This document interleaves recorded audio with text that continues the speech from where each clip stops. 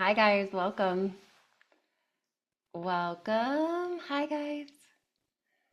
Okay, as you guys are coming in and as you can start to hear me and see me, would someone jump in the chat for me and just give me a thumbs up if you guys can see me and hear me, if both are happening. And if not, just message me the opposite in the chat if something's going on or not working. Okay. Everyone getting in okay? Everyone good? Okay. Someone give me a thumbs up. I need one of you if you can. And Oh then I my saw god, that. I just gave you one. Oh, there it is. I can see it. Thank you. Okay, perfect. I'm going to give people a couple minutes to get in here. Thanks, Helen. And then we will just get cruising. I'll go ahead and get started a little bit with some of the introduction stuff while we give them a couple minutes. And then I would ask that if you're not on mute, go ahead and mute yourself, and then stay muted throughout. But we are doing a Q&A at the end, and so I'd love for you guys, if you want to come off the video and show yourself and say hi. You can do it now too. But I'd love to have that for the Q&A too if you guys want to. Okay, Helen, thanks again for giving me that thumbs up. All right, you guys, so 3 keys to the better birth, 3 keys to your better birth. You guys know why you're here for the birth blueprint.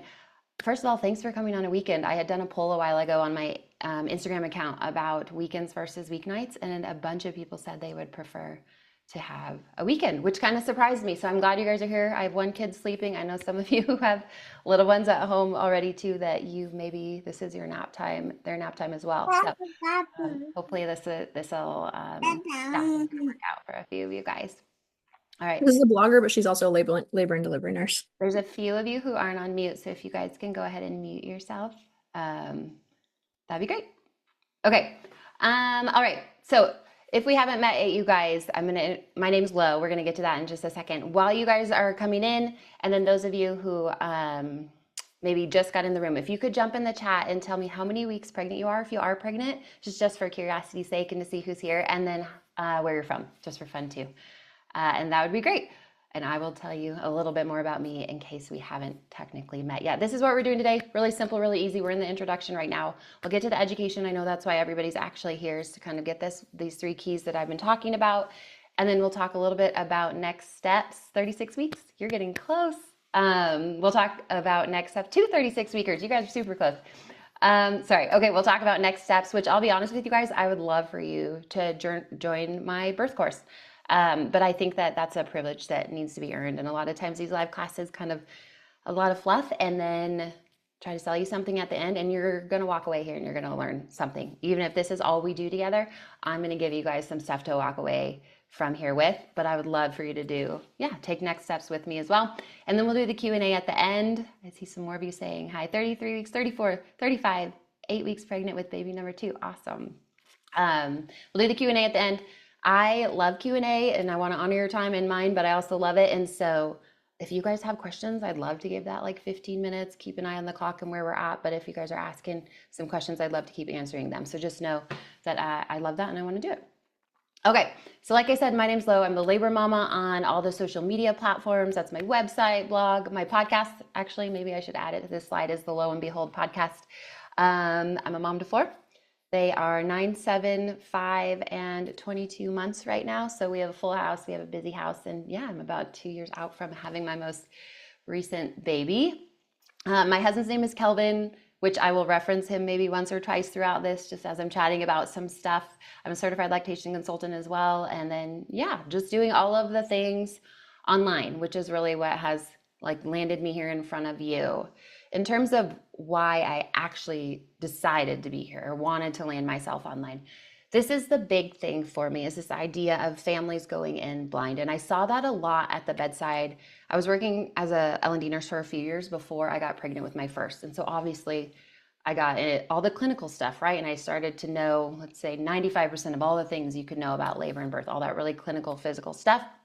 And I still saw this thing happening in the patients where there were these gaps, right? And they said, I took the birth class, I love my OB, we had great prenatal appointments, but there was something still missing, or there was these times where they're looking at me and saying, I have no idea what's going on, or I have no idea how to make this decision. And so I just saw and felt this idea that hospital birth classes, most often, definitely our prenatal appointments in our more traditional system, they just weren't genuinely preparing you and preparing families for birth in the way that you need to, both to show up and love it and feel good about it. And I think also to help kind of minimize a lot of this trauma that so many of us have and walk away from birth with, largely because we're just thinking, no one really heard me. I didn't even know what to say. I didn't even know how to speak up. And so our education system, the system just felt like it had a lot of gaps. And I felt like I was seeing them, and I was seeing them in your guys' outcomes. And then I got pregnant with my first, and I thought, whoa, I know a lot. I am a nurse and I know a ton, and I still don't feel ready. And Kelvin and I ended up taking birth classes together to get ready, to kind of fill the gaps that I felt like I was seeing in your guys' education, and then now was feeling even in my own, even with all that I already knew. So essentially this idea of why showing up online here, it was this desire to combine the clinical stuff, which is really important. And that's a lot that we get from our providers, what we get from a hospital birth class, kind of quantifiable stuff. But I also then thought, but we're missing the personal and the emotional and the human stuff. And that's what Kel and I really got from our birth class. It was amazing. It was with a doula. It was 5 or 6 in-person sessions. So we loved how much we learned with her, because we really got that, not just what is labor or what's birth like or what are your pain options, things that I already knew, but certainly Kelvin was learning. But we got the, hey, here's how you be a human being in your birth. Here's how you make decisions. Here's how you pivot. Here's how we go into it feeling ready and not just knowing all the things on the checklist. And so it was just this desire, it is this desire still today, to put all that together so that you walk in and you go, yeah, I know exactly what happens as soon as I walk in these doors. And I love laying stuff out like that. And then I also know how to make decisions as things start happening. I know how to feel safe, all of those things. So that's the goal, is just putting all of that together for you guys, so you're not walking in with the gaps that I just kept seeing over and over and over again. In terms of today specifically, in this, like, let's say next 30 to 40 minutes, these are my 2 promises for you. Essentially, you're gonna leave here understanding how your mind, your heart, and your body are all connected. We're gonna fill in some of these gaps and lay a foundation, or give you really good roots to kind of stand on and put all of your education inside of from this moment forward, whether you have 32 weeks left, like our 8-weeker, or whether you have 4 weeks left, or however many until that baby shows up. So you're going to get that, and you're going to get why it matters. And then we're also going to apply. And so I'm actually going to say, hey, here's some things you can do. Here's some teaching you can think about. Like, we're not going to not teach and not do some of that more quantifiable clinical stuff I keep talking about. So we're going to lay it out, and then I actually will say, hey, let's apply this. So learn why something matters, learn why I think these are the keys for you, and then let's apply a little bit too, and you can kind of lean into some of that teaching and carry that with you. You will also leave going, oh, I need to learn more. Very likely you'll have these roots and this foundation, and you'll also say, okay, now I know how to kind of get out of the overwhelm and look at these 3 spaces and think about how I can learn about this and how my birth partner can step into it. And you're going to hear that birth partner theme, or me mention kind of Kel in our process as well, quite a bit throughout this too. Okay, so these are the 3 keys that you guys are here for. And so honestly, spoiler, however you want to say that, you could leave right now and just write these down and walk away. And these are it. These are where we're going. These are where we're landing the plane. I like to call this the birth foundation, essentially, or a birth triad. I will say that for some of you guys, for some of us, there is a spiritual component to birth, or that kind of faith relationship that you might have, but that's not true for everyone. And so I really look at this triad as the 3 things that are going to be true for all of us to kind of stand on and root ourselves in. And then for some, there is that extra piece as well that for many, if that's true for them, is a humongous part of their birth and how they engage with their birth and their prep. But these 3 are going to be universally true for everyone, regardless of whether or not they feel like there's a spiritual component or relationship that's involved in their birth too. Okay, I want you to see before we jump to the next slide that these are this kind of interconnected triangles, and that's a really intentional thing, because I want you to understand, and you're going to hear me say this quite a few times, how deeply kind of connected these 3 things are. So one doesn't really work without the other, or if we're only focused on one, which again, going back to that idea of kind of gaps in the system and you not being fully educated, it's because there's a lot of focus on the physical process and what's happening and knowing that stuff, but then we don't speak to this mental part and this emotional part at all.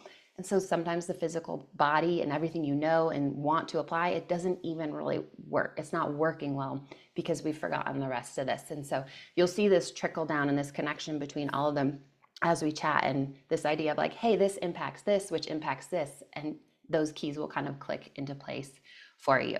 I do want to say, because I think a lot of people look at this or maybe hear a word like, let's talk about your comprehensive education or a really holistic look. And I do use that vocabulary often, that a lot of people think, oh, this is about unmedicated birth. And I just want to say that's absolutely not true.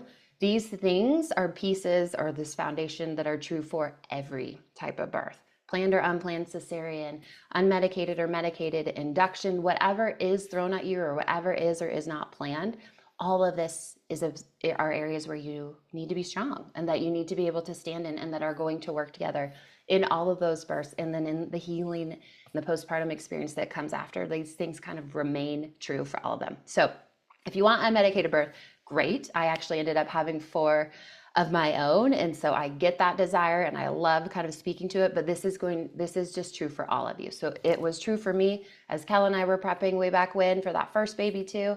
And it's true for you for whatever you're prepping for now or whatever maybe happened in first birth and now you're hoping for in the second birth. These things remain true. Okay. First key that we're going to talk about is that mental component of birth. And I think this is one where you're kind of like, okay, I know everyone tells me I need to be mentally strong. So I'm going to say that is true, but we're going to talk about what that actually means and what that actually looks like for you today. So maybe it doesn't feel like such a cliche. The one thing I will tell you is that I like to think about this as this is all about what do you think about birth. So not the knowledge that you have about the process. We're going to get to that. But what is your brain telling you about birth, or what are ideas that you have about birth? If you guys could, I want to ask you to jump in the chat. I'm going to ask you a few times to get in the chat and kind of interact with me a little bit, answer some questions.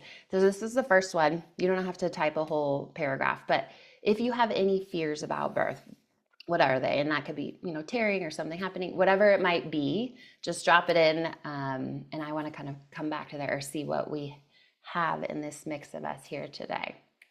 Okay, so I'm sure you've heard the idea that birth is 90% mental. It's like a cliche or a kind of buzz phrase that's tossed around all the time. It is true, but what does that mean for you? And I think we have to ask the question when we're thinking about birth is 90% mental. Okay, great. And someone goes, okay, how do I get mentally tough or how do I prepare? But no one really says like, this is about first, what is in your head already, right? And so what are the fears you have about birth? That's one reason I asked you to share, and we'll continue to come back to them.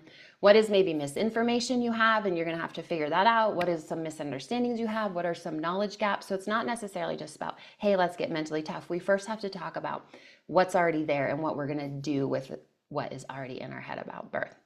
And then the question also then becomes is like, how do we take a next step when we do want to be, again, a cliche, mentally tough? But what's in your head, like I put on here, it will change everything. And I started here with the mental because truly everything kind of trickles down from that. And I think they're interconnected. I already told you guys that, those 3 keys. I would not say one is more important because they all have to be clicking and working. But this one is one of I guess I am going to say it, like the most important to me. This is where we start with this idea of being strong and being ready. Okay, so when it comes to this mental preparedness and what we're going to do, one of the biggest things that you guys got to start doing is thinking about what you are scared of, because these are the places that we're going to first lean into, make sure that we're good on, and then also as we move forward, think, okay, what do I need to learn about next, or what else should I move towards?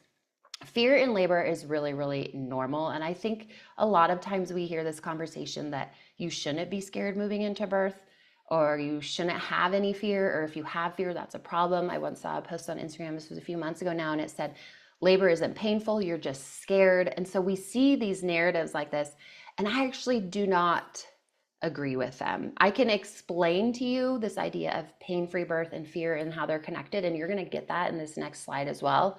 But this idea, I think, then becomes you shouldn't have any fear going into birth. And if you do, then it's going to negatively impact your birth. I think fear or some anxiousness about it is normal. what really happens is we have to ask ourselves, like, what are we going to do about it, right? And so you being here and gathering knowledge that can help change beliefs or knowledge gaps that you might have, and then knowing what healthy and helpful responses are to that fear, that's the big thing. It's not that you just have to go in not fearful.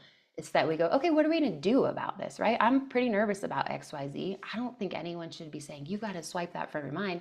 You learn about it, you figure out how to pivot, you figure out how to make choices and know the truths about XYZ. And then that's going to kind of change what the fear can do in your body.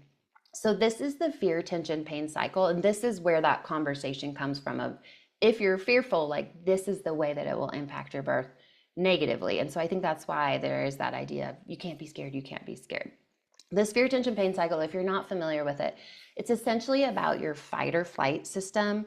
And then alternatively, you have the parasympathetic, like relax and calm system in your body. So you have these two like parts of your nervous system in your body. And this fear, tension, pain cycle at a really basic level says, when you're scared of something, your body kicks into fight or flight. That's probably the phrase most of us are most familiar with. And when we're in flight or fight, that's our sympathetic nervous system, the SNS. Essentially, that SNS activates, and it's a protective mechanism to get us away from harm, tell us to leave a situation that we're in, maybe protect someone that we love. This SNS kind of puts you on high alert. You have a surge of adrenaline, which then helps you do something to protect yourself from what your body is viewing as a threat. So this is a good system. We need this system. It is something that sometimes actually could save your life, right? Or keep you from danger. The problem is that our SNS is still something that can activate in labor, and fear is a huge part of this cycle. And so if our SNS system activates in labor, that can lead to problems. And so the goal then becomes for us is like not activating the SNS or knowing how to kind of stop or counteract the SNS. So as a practical example, let's say you're worried about contraction pain. That comes up a lot, right? Is this idea of, I don't know if I can handle it, or this is hurting, how I can't handle more, right? And so you have this fear, and you have this tension that you hold in your body. And so your SNS system is kind of activated. Like, I'm freaked out, I'm nervous, I'm scared about something. And so the SNS is like, okay, I'll turn on, right? So you have this surge of adrenaline, like I mentioned, kind of this stress response. And that surge of adrenaline can actually decrease your oxytocin and your endorphins. So I'm assuming you probably know oxytocin is what acts on the uterus and helps it contract. It's the bonding lovey hormone. It does all these really good things for labor that you need. And then we also have endorphins, which are feel-good hormones, and those help you manage your pain during labor, among other things. And so when the SNS activates, it kind of is messing with the things we want our body to be able to do to support us in our labor, like put out this oxytocin and put out these endorphins. The response that our body then has is this tension response or this fear response, and it can cause us then to experience the next thing more painfully because we've lost our body's ability to utilize the oxytocin or the adrenaline. Essentially, there's a lot more science into this. And so maybe this next contraction actually becomes more painful because you don't have all these healthy mechanisms going, and that nervous system is running, kind of the wrong part of it is running. And so it is more painful, right? And so the contraction is exactly what you were expecting. So you remain fearful, you remain tense, you remain scared. And then the next contraction continues to hurt, or it hurts more. And so it's kind of this self-fulfilling prophecy in your head. And this fear and this tension kind of keeps you tumbling. And so your adrenaline stays up, maybe the oxytocin and the endorphins aren't working as well, and everything kind of stays in lockstep, but not in the way that you want it to be. And so this is where this idea of fear and pain and tension, where we want to kind of stop it at this fear point, right? Because then it is going to lead to more tension, more pain, and kind of more of what we were scared of kind of to start. So obviously the question then is, how do you stop the fight or flight response, right? And so I mentioned we have our parasympathetic nervous system. It's the opposite one that helps us relax and chill and calm. And so this is all about, this question then becomes of like, how do I activate this system instead? And the first thing is the learning that you're doing, I would say right now, and probably that you've done before today, and probably more that you'll do tomorrow. But the learning that you're doing right now in this idea of knowledge and stopping fear starts with your mind. And so that's why this is such a big part of this mental toughness and foundation that I'm talking about. So when you have knowledge, you're able to look at something and say, hey, was scared of you, or I am anxious about you, or I remember that this might happen, but I also know that there are things that I can do or choose or alternatives to help me through XYZ. And so that's where this knowledge part, really about the other components of birth, then come into play with this mental part. So you can see this connection right here of like the knowledge I have will serve me in this mental space as well. And so step one, being here is great, and doing more is great. All the knowledge you have will help you in these spaces where you can kind of take a breath, step back, and kind of activate, ideally, the other part of your nervous system. This is some really practical stuff for you guys to have to say, okay, what does this actually look like when, let's say, when I am in labor? And these are some things that you can do during your birth, during your labor, and then preemptively as well, thinking about what's going on, especially the mindset shifts, which we're going to get into. But this is where you would think about, okay, how do I apply if I know I'm fearful, I'm tense, I'm whatever, how do I then feel the opposite or kind of get in the middle of what's going on there? So mindset shifts we're going to talk about in just a second. Controlled breathing I put on here, and I just bolded and highlighted it because it's just one of my favorite tools for birth. And if you asked me what's one thing you can have for your birth and we're going to take away every other tool, I would say you cannot take away my breath work. And obviously, yeah, duh, that's your lungs, right? But I just want you to hear the power of learning about different breathing patterns. And this is all embedded inside of the birth course, and different patterns that you can practice and ways to think about them and what it means to have pace breathing and pattern breathing and how to kind of incorporate that and think about that, because breath work during labor is not the same as the way you're breathing right now. There's thought and intention and purpose inside of that. And your breath work, particularly like long controlled exhales, actually activate your parasympathetic nervous system. And so if you want to get really specific, you can know if I'm panicking, if I'm freaking out, if I'm tense, I'm nervous, I'm going to stop and I'm going to figure out how to have these long controlled exhales. And it's going to do good work with any sort of fear, tension, pain cycle, SNS system that's going on. So that's a little side note, but breath work is so incredibly important. And for a lot of people, me especially, I would say this is like the tool that got me through all of my births. And are there other ones? Sure, we're going to talk about them. But man, I just love this one, especially when we're thinking about fear and what's going on in our heads and how to kind of mitigate anything negative that is happening. The safe environment we're going to talk about too. And so we'll get to that one in just a minute.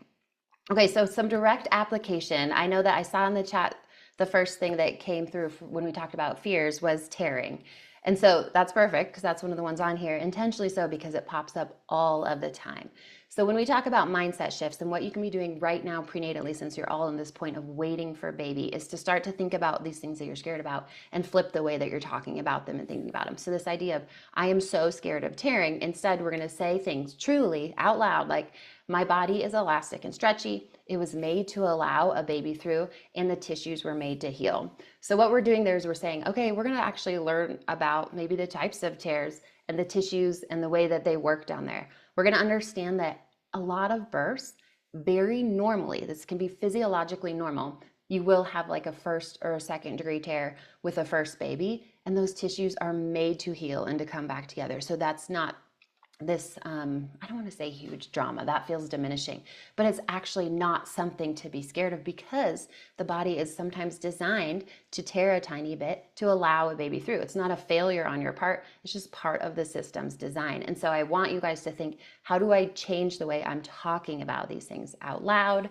How do I change the way I'm thinking about these things? Like if you're doing some learning online or class or course or whatever, and start to switch and shift your mindset a little bit. So the second one, this idea of pain and not being able to handle it, again, is a flip over to labor pain is not like normal pain. I kind of mentioned oxytocin and endorphins, but your body has these systems that kick in to support you. So you can say this stuff to yourself. You can look into this further, but the body kicks in with this stuff to say, I'm going to help you. I'm going to support you in this. And it's not the same as when our teeth get pulled or when we have broken our wrist or we have fallen, I was going to say out of a tree, but none of us are falling out of trees anymore. So the idea is it's no longer like my pain tolerance is crap. It's labor pain is not like normal pain. The body has systems that are going to help me, and my body is going to help me. And I have tools that I know about because of the learning I'm doing to also help me and support me. So I want you to start thinking about and saying out loud and shifting your mindset about some of the things that you are scared of. All right, I need some chat answers from you guys. So fill in the blank. We're going to do this a couple of times that you'll see a screen like this. The first foundation of birth is mental. This is about how you what about birth. And this is something I kind of mentioned when we started talking about, this initial point. Someone has to give it to me or I will freeze to go forward, which is not true. But essentially the idea for you, thanks Helen, it's thanks. So this is all about what you think about birth. What is in your head, not the knowledge, but what your head is doing with what you do or don't know yet. So take some time, you guys. These fears, some of you put in one, are there more? Take some time to think about what are these? What do you need to master? What do you need to relearn if this is maybe a second or a third baby, or you've learned something prior and you know it's no longer true? And just lean into those things, not away. So if you're scared about tearing, I want you to learn about it. I want you to flip the way that you speak about it once you learn about it and learn about those numbers. If you're scared about having an unplanned C-section, let's learn about why they happen. Let's learn about the things you can do to prepare to prevent those from happening. And then you're going to apply that knowledge in a different way in the moment. So we're just changing the way your brain is thinking about all of this. All right, the second key is emotional. If you remember from that triad that we started with, and this is really all about what do you feel during birth. So I kind of think of the first one as head and then this one as heart. And this is all about safety, because those who don't feel safe, whether they're at home or they're at a birth center or they're at the hospital, if you don't feel safe, you're not going to labor effectively, or we could say as effectively as you would if you felt safe. This applies prenatally because obviously we want you creating a care team where you feel safe with them as you're prepping and learning and asking questions. And this really applies once we're in the moment as well. All right, a quick true or false. Someone pop in that chat and tell me. So true or false, your home is the best place to labor in. How would you guys answer that question? One of the big questions with that idea of the home being the best place or not, Sarah, that's a good answer. Sarah said it depends on you and your situation.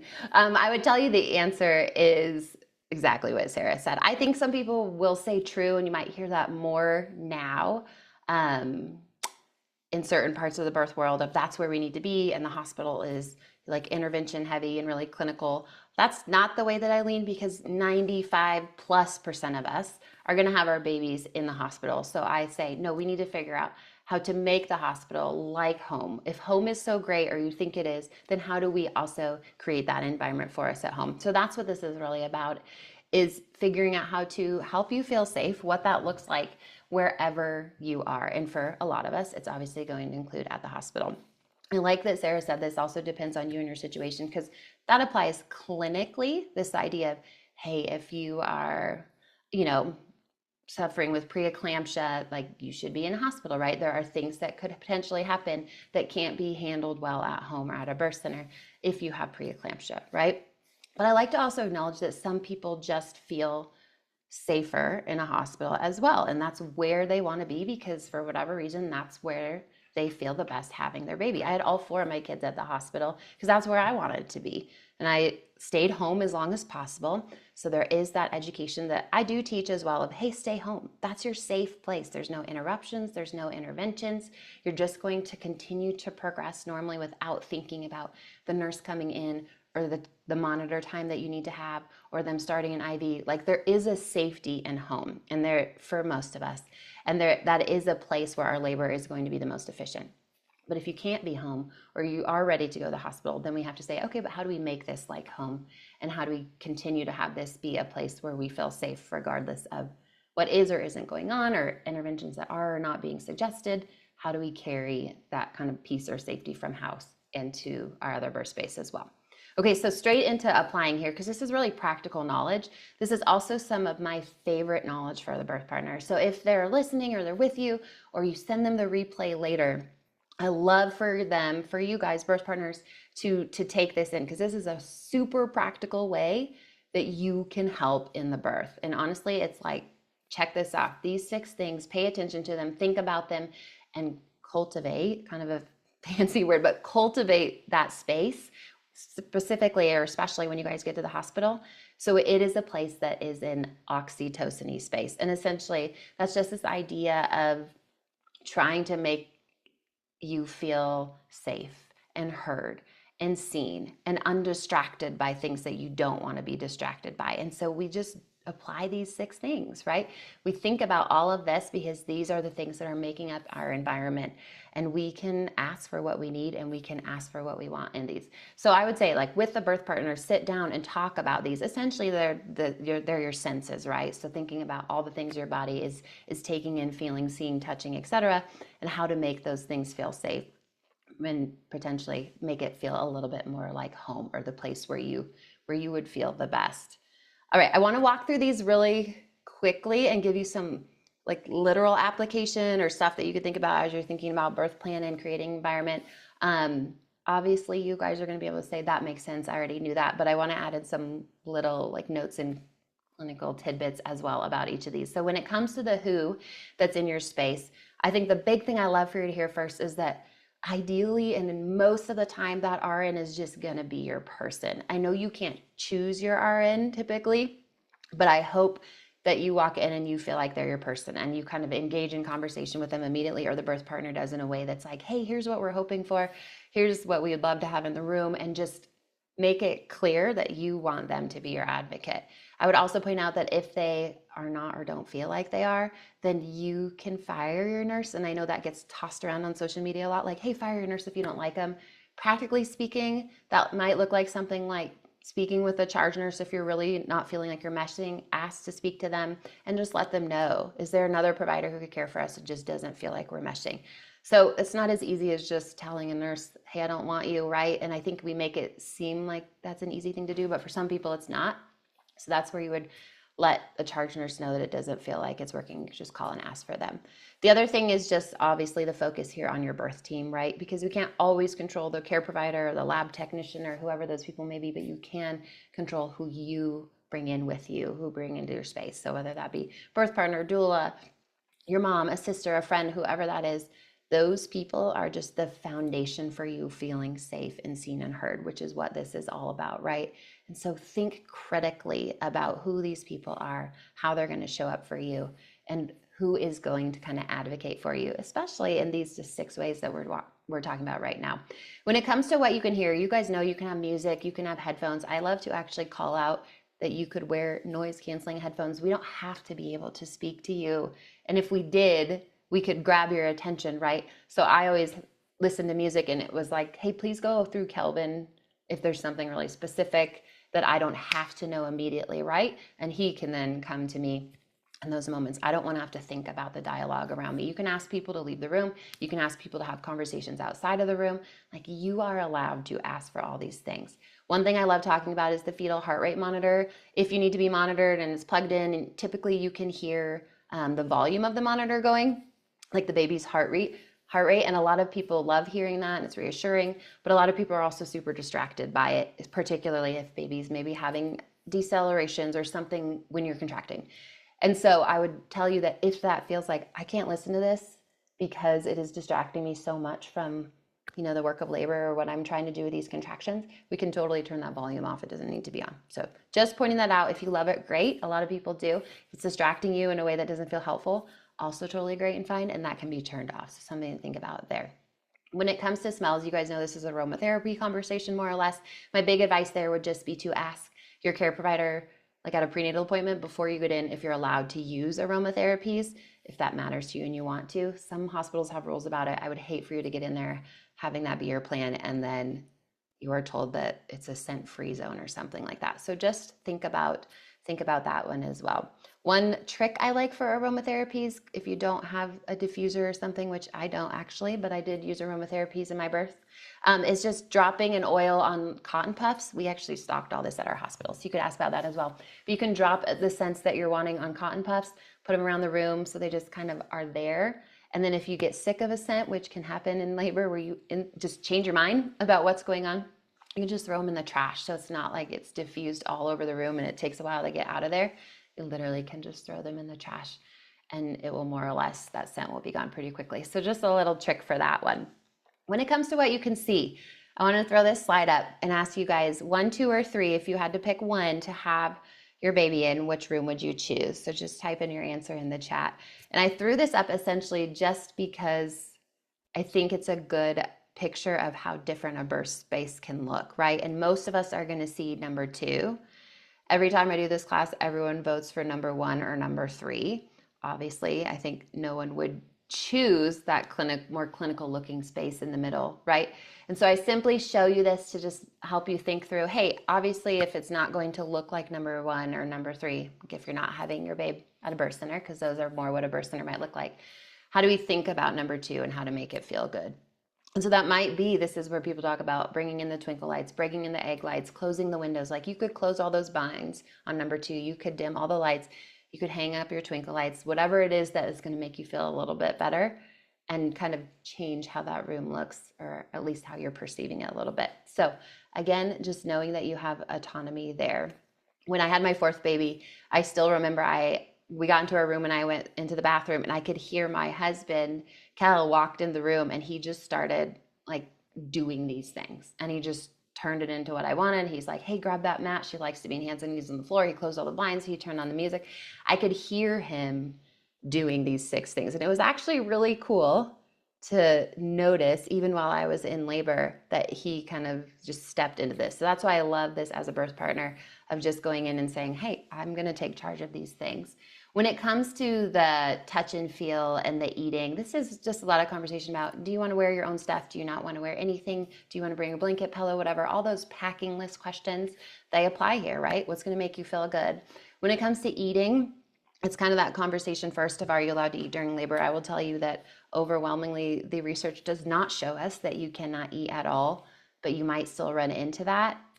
For most low risk, let's say quote unquote normal labors, eating, it just is not evidence-based to withhold food or drink from you at all. So that's a conversation to have with your provider prior, but I would say bring in the things that you love, bring in the drinks that you love, and have that just be a space where you still feel really good with what's available to you. All right, so the second foundation of birth is emotional. This is about how birth makes you what? Someone toss that answer at me, and then we'll go on to the last one. But like I said, you guys, this is all about, do you feel safe? Do you feel heard? And if you do not feel perfect. So the second one is about, this is how birth makes you feel. So we've talked about what do you know about birth, or what do you think about birth? And now this is about how birth makes you feel. Okay, so when this situation, when you're in an environment that isn't feeling right, birth partner especially, then look around the room, think about these things, think about who's there, what's going on, and think about, hey, how can I step in and change this? That's the big goal when we think about this, safety. All right, last one is physical. This is what I do think is just one of everybody's favorites. I want to teach you guys a little bit just straight birth instructory in this one, so just know that that's coming. This one is all about what do you know about birth? So we've talked about what do you think about birth, what do you feel about birth, and now it's what do you know about birth? And this is where we're talking about that clinical, practical knowledge that so many people do love and is easy to teach about and kind of more easy to learn about. If you could, you guys, how would you answer this question for me? So during labor and birth, baby cannot come out vaginally unless what? How would you guys fill in that blank? And I'll just tell you, as we move into the next thing, that there are a lot of answers for that question. And so every time we do this, I get, dilation, or, baby has to descend, or if baby fits. There's a lot of ways to answer that question. And that is the whole point, right? Is that there's a lot of things that have to happen for baby to come out vaginally, right? And that shouldn't be overwhelming. It's just true. But then in our brains, it's really nice to be able to kind of orient how we're learning about all the different things that need to happen, so we can know and make really good choices when we're going through it about maybe what is or isn't going great or perfectly when we talk about this physical aspect of labor. So these 4 P's, we've already talked about the 4th one, that psyche on the bottom. That's all about this mental and emotional stuff. Do you feel safe? Is your brain strong? What's going on in your head? That is one of the primary P's of labor, right? And so when we're thinking about what do you know about birth, that is part of it. And like I've already told you, that to me is one of the biggest parts, right? So we're not going to ignore that one. However, when it comes to just straight learning about birth, it's these other 3 that people love to focus in on, which is the passage, the passenger, and the power. And essentially the idea here, and that's what the little extra characters are on the side, is this idea of a car driving down the road and fuel powering that car. And I want you to think about your body that way to make it practical. So the passageway or the road is your body, right? And the different things we can do prenatally and during labor to impact kind of that road and help baby, the passenger, the car, get down the road, right? And so this refers to the baby, their position, their size, stuff like that. And then the power is that uterus and the oxytocin that we've been talking about as well, essentially fuel for your birth to kind of power the uterus to help push baby down and out and through the body. So fuel to power the car to drive down the road. So we'll kind of come back to that metaphor a little bit when we're thinking about all of this. In terms of applying this, because so much of learning about the physical aspect of birth is just straight application and teaching, right? So this is just some passenger and passageway things for you guys to think about right now, since all of you are prepping for babe, right? And you're in your pregnancy, is if you want to kind of impact the passenger and the passageway, these are some things that you can do to potentially help prepare those parts of the body or prepare baby. So that first, or I'm sorry, that top half is kind of more things that people might try, and there are more, to get the cervix ready and to get the uterus ready for birth. Now, do these things work is a question that all of us are asking, right? And each one is a conversation about what they do, what's the research say, what's the evidence say, when should you start, how should you use it, etc. Those are all laid out in the birth course. So you can kind of decide, what do I like here? What do I think is silly? What's worth my time? What's not? And make that choice. Because a large part of this, there's not tons of great evidence to be like, this will help you get ready. A lot of people call these induction tools. Basically, none of this is going to induce you, which means start labor. It's all about preparing the passenger or the passageway. So it's actually more about body prep. That second kind of chunk down at the bottom is a lot more about preparing the road, right? Your body. And so the different things you can do to get you or baby kind of in lockstep and equal and ready and aligned so that they can come down and out in the most simple, easy way. Okay, this is just some fun teaching for some vocabulary that you guys are probably hearing a lot, or maybe you heard in your first birth. And if it wasn't super familiar, I just wanted to go through some of it with you guys. Okay, so we hear a lot about optimal fetal positioning. This is one of my favorite prenatal things to do. Like I mentioned, you can't take my breath work away from me. I would tell you, you cannot take my fetal positioning exercises away from me prenatally. You could take the other stuff, but I want these to get ready for birth. So this is all about getting your baby in the best or most ideal position for birth. When people use the terms occiput posterior, OP or OA, or talk about fetal positioning, this is what they're talking about. So the occiput of babe is the kind of this back portion of their head. So that's called their occiput. That's the O. When we say anterior, we're talking about the front of your body. So that's anterior A. If we're talking about posterior, we're talking about the back of your body. And then I know I have transverse on here as well. That would be talking about the side of your body. So the first thing, that O, is about where the baby's head is. So occiput, and then is it along your anterior, your front? Is their head along your back, your posterior, or is it along your side, your transverse? Typically, OT babies, if you do hear that term or someone says, oh, I think your baby's OT at your 36-week appointment or something, they're going to rotate OA or OP, occiput anterior, which looks like this, or occiput posterior, which looks like this. I know you can see the pictures here, but this is like if this were my pelvis in front of my body. This is an occiput posterior baby, so they would come down and out looking up at the sky. That's also called a sunny side up baby, so you might hear that vocabulary as well. Now, the reason this gets talked about a lot is because occiput posterior babies who are coming down and through your body like this can lead to more challenging labor patterns sometimes, funky contraction patterns, stalled labor, things like that. And so when it comes to optimal fetal positioning exercises, people really focus on these because the idea is if my baby is OA, in theory, my labor should be a little bit easier, right? Like it should progress more physiologically, is kind of a decent word to use there.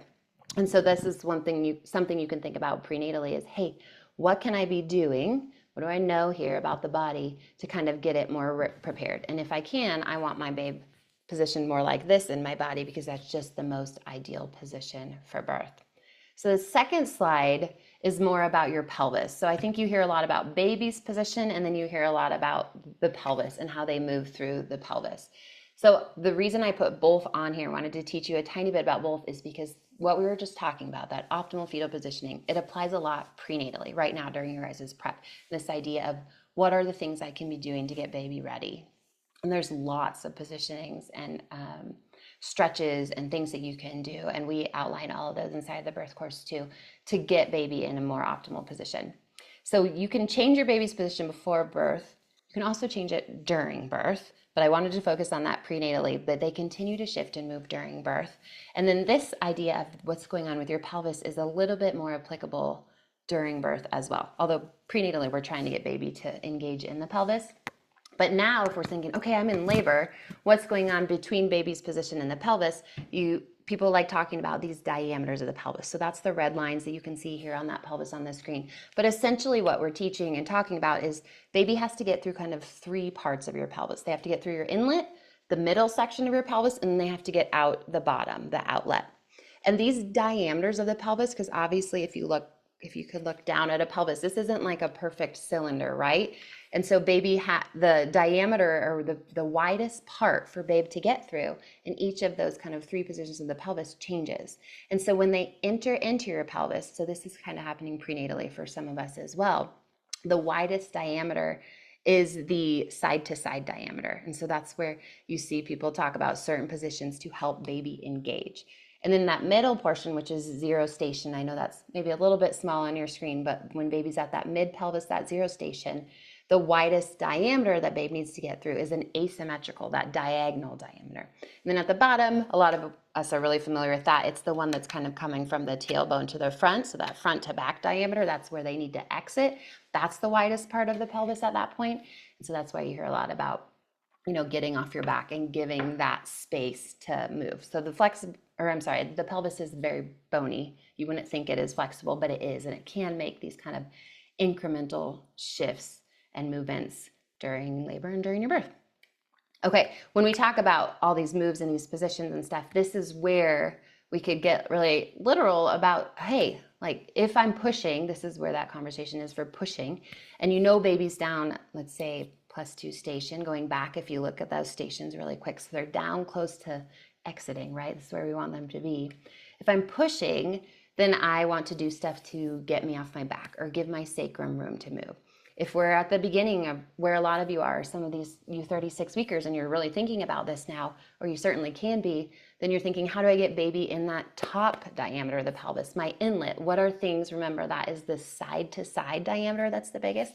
So what are some moves that I can be doing to help them get into that part of the pelvis as well? And so that's where you hear things like hip circles and figure eights, because you're trying to kind of move that top side to side diameter and give them space. And so when we think about application, this is all stuff pulled from the course, things you could print out, and there's a partner guide too. So Kel's in a lot of this as well to show how you two can work together.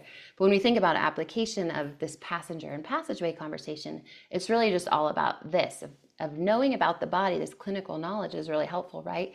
And then how do we actually apply it when we're in labor as well? And so this is just like what you see here are different ways you can apply it, kind of knowing positioning or knowing what's going on with your pelvis. Now, of course, there's more to that conversation, but at a basic level, this is a lot of what people are talking about when they talk about some of this prenatal prep, and then when they talk about what you can do during labor to help baby get down and through your pelvis. The power, that last P, if you guys remember that, is all about oxytocin and then sometimes pitocin as well. So if you guys recall, I mentioned oxytocin, it acts on the uterus. We talked about it when we talked about the mental foundation of birth. So you can see again how these things are all obviously really linked, right? That mental toughness can be, mentally, that preparedness or that fear that you're going through can impact the levels of oxytocin in your body. That would then impact the power that you see here, right? This physical part of birth, right? And so that's like a great example of how these are connected. Now, this is a whole conversation, the power conversation, also about induction and augmentation, and are there points where we need to add more to the labor process because our power, if you will, is inefficient, right? There's a mini induction course that also comes along with my birth course where we get into all the tools. What are they? Do you need them? When do you need them? Do you want to choose them or not, right? So that's a really big conversation. But what I really want you to know with this piece specifically is that you can impact the power that your body kind of has for birth by that emotional safety and that fear, right? And so the more safe you feel, the more that you know about what you're scared about or what might be going on, the more oxytocin your body will have, the more efficient your own body will be at powering essentially that car down the road. So a lot more to that conversation, but I want you to know that you can impact that in these other ways we've talked about by creating spaces where you continue to kind of encourage your own oxytocin to be flowing and to be available for use. All right, last one, you guys, fill in the blank. The third foundation of birth is physical. This is about what about birth? You know, Helen, I'm counting on you because you answered my last one. So this is all about, thanks, Helen, what you know about birth, right? So we did what you think about birth, what's going on like mentally. We did how you feel about birth, your emotions, your safety. And now we just talked about what you know about birth, which that part could just go on forever as well, right? Because there's so many different places that you can kind of lean in and learn. Really quick, I wanted to ask you guys, if I had to pick a fourth key, what do you think you would be able to call this, like a bonus? And I will tell you that I actually used to have a different answer to this, and I not changed my mind, but changed what I wanted here for you guys based on some thinking I did after a different class. So for me, this is the fourth key. My old fourth key used to be your birth partner. And I know I keep talking about them and saying, hey, here's how they can help and here's how they can step in. But going back to that early idea of like what is true for all of us is this idea of every once in a while, some of us don't have a birth partner. We don't have a great one, right? And you could say, oh, try to change that or not. But sometimes it just isn't true, right? But intuition is something you have. It is something all of us have. And so last class, someone said, oh, it's your intuition. It's your intuition. And I had thought, oh, well, everybody already knows that, right? And then I thought, no, I'm going to put this in front of everyone moving forward because this is true, again, for all of us.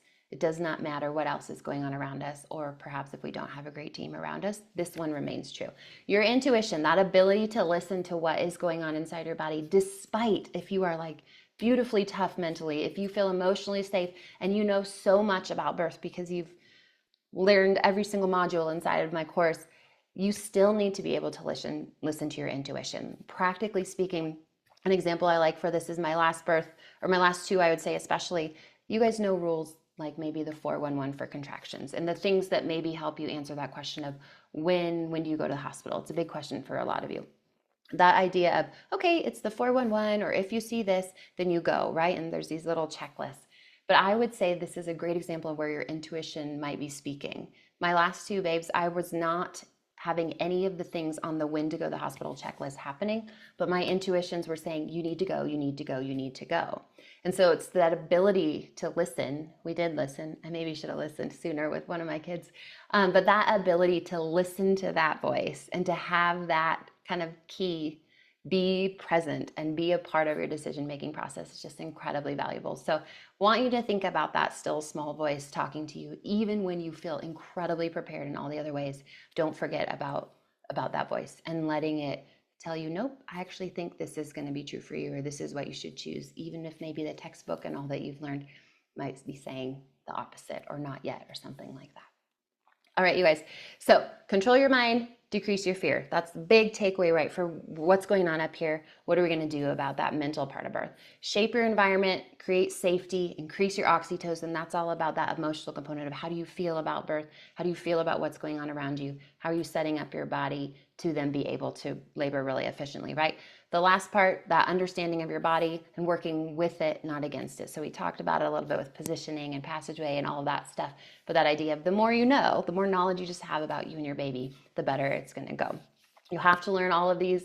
I've said that so many times, right? And I also have this, instead of 3 keys, 4, but this idea of putting all of this together and being able to recognize that I cannot ignore X, because then that means Y and Z aren't going to work as well either. This is just one of my favorite reviews that I've gotten from a student, because I feel like it does a really beautiful job of showing all 4 of those things that I just told you are what I want you to walk into your birth with.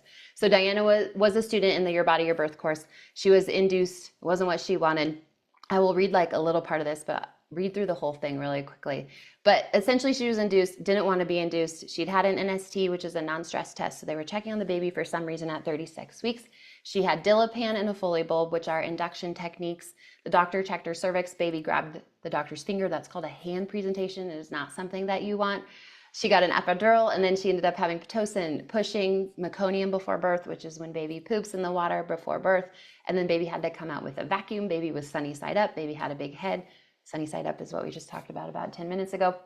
So it was a lot, right? And I think a lot of you would say, I do not want any of that to happen, right? But at the end, I love where she says, Ivy Nell was born the morning of April 1st, healthy and miraculous. I'm reading this, so it'll be word for word. Thank you for what you do to help moms like me navigate the scariest, most vulnerable, and wildly remarkable day of my life.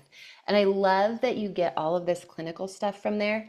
And then you start to see like the emotional and the mental part of it and the ability to walk away for her and say, we're good. Like we did good. And that was wild and that was scary. Again, like fear can be healthy or fear can be normal. And all this clinical stuff happened. And I know that she knew about it and she knew what it was because of all the learning she'd done and still was able to walk away and leave this, leave this type of email for me. So I just love that picture of how birth can really is all of this stuff that we've just been talking about. All right, when it comes to next steps, you guys, I know I already told you I would love for you to join me in my birth course. This is kind of the primary, you get all of this type thing, right? But essentially, I hope you now realize that all of it is rooted in this idea of all these things go together. I want your brain ready, I want your heart ready, and then I want your physical body ready, right? And so we're going to teach about all of that under this lens of how all of this works together and that this knowledge you have, you're going to be able to apply it in these different ways so that all these systems really click together. All of this stuff, I know it looks really literal and very teachy or clinical, but inside each of these are just lessons with different parts of what's going on, whether that be planning your birth or building the team, kind of that beginning of stuff. We walk through prenatally, then we walk all the way through postpartum as well, and actually through those days postpartum too, so that that does not feel like a blind side because it really can sometimes. And so we get into baby stuff as well and what happens after. The goal in all of it, though, is that you are able to make decisions, you know what's coming, and you're able to look at things and be able to say, I remember Lo teaching me about this. I know what my options are. I know what questions to ask. I know how to make decisions about this. So I always say, no one should promise you a perfect birth, and I'm certainly not going to do that. But I am going to say you're going to know how to show up, you're going to know what's going on, and you're going to know how to be able to make choices. There is also community inside of this as well, so you can get some access to me and all the other students, those who have decided to join, and just ask questions and get me more immediately to just straight up answer whatever is going on for you guys at that moment in time. There's 3 bonus courses if you saw that on that slide. I talked about this partner one a little bit. That's Kelvin. He actually, still can't believe he's done this for me. Did some videos for the partners, and so there's video lessons and modules. And then we have this like 100+ page guide that's written to the partner and for the partner. So they can take it, they can print it, they can learn it with someone speaking like directly to them in their role in all of the stages that you just saw in the birth course. So it's from pregnancy all the way through postpartum and all the different ways they can step in for you. There's also the induction one I mentioned as well to help you just make choices and decisions in that place. And again, to not find things unfamiliar if induction is suggested or if medications are suggested, which right now about 50% of births do involve Pitocin at some point. And so that's a big chunk of education that a lot of people aren't getting, and 50% of people are experiencing in their birth. The VBAC course is, I know one of you or 2 of you are here with second babies. Not sure if you had C-sections with the first, but that one is tucked in here as well. So you could put it on the shelf, obviously, if you don't need this. But if you did, it's the same as the induction course, this idea of why would you do it? Should you choose it?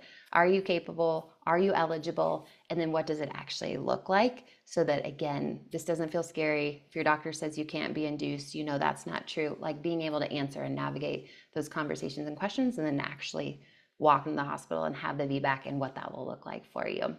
This one is just for you guys. This is my Beyond the Birth course, all for postpartum and newborn life. So we talk about you and your body, which I'm proud of because a lot of courses don't focus on what's going on with you, like your bladder, your bowels, all that bleeding, hair, all of that thing. So we go through all of that so that doesn't feel so wild to you. And then obviously there's a ton on this idea of bringing home baby. What's that look like? Hygiene, swaddling, routines, feeding, diaper care, from the most basic to maybe the more extensive type of education and knowledge, or we get into sleep and routines and things like that too. So this is typically not part of the course and the bonuses that I just mentioned, but for live class, it's included. Okay, so if you see something else somewhere and you're thinking, why isn't that available? It's not. It's just available for you guys. So if you were wanting to join, this is the way that you would join and get this bonus for you guys as well. I'll go ahead and put this in the chat too if you want to open this window and look at it now or look at it later too. But that is linking you to that hyperlink that you see on the bottom of all of this. So again, this one just for you guys included as well.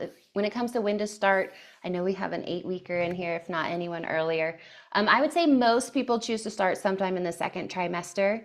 but it's totally up to you because you saw that we talk a lot about what you guys can be doing in the early part of pregnancy and then certainly at the end and then obviously everything that comes next. So you could grab it, put it on your shelf. You could grab it and start right now. Any of you could, or you could grab it, do something, come back to it later because you have access forever. That's the second big question. So it's yours. So a lot of my second, third time moms come back in, get their refresher, and kind of get updated on what's going on and then use it for those babies too. How does it work with insurance is a good question. Typically, your insurance is going to cover birth education, and practically speaking, that's because birth education, this is evidence-based kind of research stuff, leads to better outcomes. So we have less intervention, less C-sections, less inductions, things like that. Those things cost insurance more money, so insurance wants to pay for birth initially, or for birth education, so they don't have to pay more for your birth. So that's how that works. If you have questions about that, you can let me know. But what I will tell you is call your insurance and double check if you're not sure. Typically, they say you have to pay first and then they reimburse you. Same as if you use HSA or FSA, you pay and then you submit reimbursement. And I can send you, I'll send them when you join. You get the CPT codes and the diagnosis codes and the things that insurance, HSA or FSA need. Last one that gets asked a lot is if you have a doula, is this necessary? I think a good doula will tell you that you need to be educated. Now, are they going to tell you take my own class or will they educate you? That depends on your doula and their setup. But most of them, they're going to meet with you a couple times before your birth, maybe once, maybe twice. And then you need to be doing something like this because they'll want you to come to the table so the two of you can make really smart, thoughtful choices and decisions together, and that everybody has the knowledge that you guys need to make choices when you're having that baby. All right, that's everything that we just talked about, just so you guys can see it. Typically with that bonus course included, it'd be about $1,500. $147 for you guys today. No code or anything needed on that link, which again, you can open and keep open and peek at that later as well. And then there's also 2 payment options. So I just want you guys to know that as well, because some people like doing the 3-month thing. Of course, you can come back to this if you want to check in birth partner, budget, insurance, whatever, and see if this is something that's available to you. But those are your 2 ways to join as well. I would say keep an eye on your inbox as well. I will resend this link for you guys. It'll be available for 4 days. So the link, the replay, I'll communicate with you guys about this so you can think about some of this. And there's also an extra little freebie in the follow-up email. So if you just want to print that off and check that out, it's just more education for you guys, more learning about what's coming for you. All right, if you need to go, you guys, please feel free to leave. That's like the education stuff I have for you. We are going to do Q&A next. So if anybody needs to go, I just wanted to say thank you at this point. Thanks for coming. Thanks for being here. And honestly, thanks just for trusting me with this. It's a big deal to let anyone speak into your birth experience. And it's a privilege. And I love doing it. And I'm grateful to you for letting me have this time with you. Now, if anybody has a question and you want to either jump off mute and or you can just type it in the chat box, I would love to answer questions for 10 minutes or so. I'll give you guys a second. And if not, we will just shut it down. But let me know. Or if you have a question about the course or anything that I just mentioned as well, we can cover that stuff too. Anybody got anything? Can you guys, if you can't unmute yourself too, let me know as well. I'll double check. Let's see. You guys, yeah, you all can unmute yourself if you want to. So questions, anybody? There's a few of you still hanging out. Ooh, in terms of aromatherapy, do you recommend any specifically? Now I'm trying to remember it. I lay out a few different scents inside of the course and what they can do. It kind of depends on you and what your preferences are. A lot of times we're leaning towards stuff for calming and like kind of chill vibes, if you will. So it's that lavender. We stocked 4 on our unit. We had rose water, like a rose scent, lavender, peppermint, which is a huge one. I tell people to bring it with them no matter what, because it can help with nausea, which is really nice because a lot of times nausea and vomiting are a part of labor. And then peppermint can also help you go pee after birth. If you drop peppermint oil in the toilet, for whatever reason, smelling that and having that be part of that first pee can help. So that's one of my favorites as well. There's certain ones that people say could help with contractions. Usually that's not going to be very true through diffusion, and most hospitals aren't going to want you to put oils directly on your body. And that comes with, you have to combine it with the carrier oil and stuff like that. So I think it's kind of about preference of what is attractive to you right now, and then recognizing that even when you are in labor, your opinion or your feelings about it might change. But rose, lavender, peppermint, bergamot, those are really common on birth floors. So some you could start at. Eucalyptus is another common one. Some people like orange. Lemon can actually be helpful for nausea. Also, like chewing on a lemon wedge, if you find that nausea is rough during your labor, literally ask them to grab you lemon, or ask room service to grab you lemon and suck on that, and that can help as well. But as a scent as well, it could help with that. Yeah, so that's something that popped in my head. Anybody have anything else? I'm good to answer if you guys are. Okay. Are you guys good? I'll stop this. If someone's typing, give you a second. Did anyone drop anything in while we were chatting? No, I don't see anything. All right. You are welcome, Helen. Thanks for being here and answering all my questions in the chat too. You're welcome, you guys. Thanks for being here. Okay, enjoy the rest of your day. Thanks again for being here on a Saturday. I'm glad it worked out for you guys. And that follow-up email will give you, the replay and the stuff I chatted about too if you want to watch again or send this to someone else. You're welcome, April. Thanks, you guys. Bye-bye.